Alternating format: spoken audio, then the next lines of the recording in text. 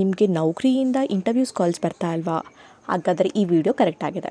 ಬನ್ನಿ, ಯಾವ್ಯಾವ ಸ್ಟೆಪ್ಸ್ ಎಲ್ಲ ಮಾಡಬೇಕು ನಿಮಗೆ ನೌಕರಿ ಕಾಲ್ಸ್ ಬರೋಕ್ಕೆ ಅಂತ ಹೇಳ್ಕೊಡ್ತೀನಿ.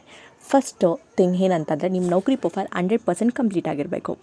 ಸೆಕೆಂಡ್ ಬಂದುಬಿಟ್ಟು, ನೀವು ಡೈಲಿ ಮಾರ್ನಿಂಗ್ ಬಿಫೋರ್ 10ಗೆ ನೀವು ನೌಕರಿ ಪ್ರೊಫೈಲ್ನ ಅಪ್ಡೇಟ್ ಮಾಡಬೇಕು. ಥರ್ಡ್ ಸ್ಟೆಪ್ ಬಂದು ರಿಲೆವೆಂಟ್ ಮತ್ತು ಸ್ಪೆಸಿಫಿಕ್ ಆಗಿರೋಂಥ ಕೀವರ್ಡ್ಸ್ನ ನಿಮ್ಮ ಪ್ರೊಫೈಲಲ್ಲಿ ಆ್ಯಡ್ ಮಾಡಬೇಕು.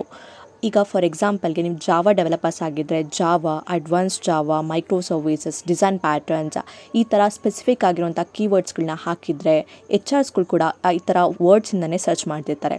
ಸೊ ನಿಮ್ಮ ಪ್ರೊಫೈಲ್ ಕೂಡ ಟಾಪಲ್ಲಿ ಬರುತ್ತೆ. Last but not the least, ನಿಮ್ಮ ಎಕ್ಸ್ಪೀರಿಯನ್ಸ್ನ ನಿಮ್ಮ ಪ್ರೊಫೈಲಲ್ಲಿ ಹಾಕ್ಕೊಂಡಿರಬೇಕು.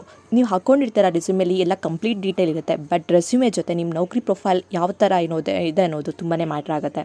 ಸೊ ಎಕ್ಸ್ಪೀರಿಯನ್ಸ್ ಇಂಪಾರ್ಟೆಂಟ್ ಆಗುತ್ತೆ, ಅದನ್ನು ಕೂಡ ಪ್ರಾಪರಾಗಿ ಅಪ್ಡೇಟ್ ಮಾಡಿ with skill set with a particular keywords.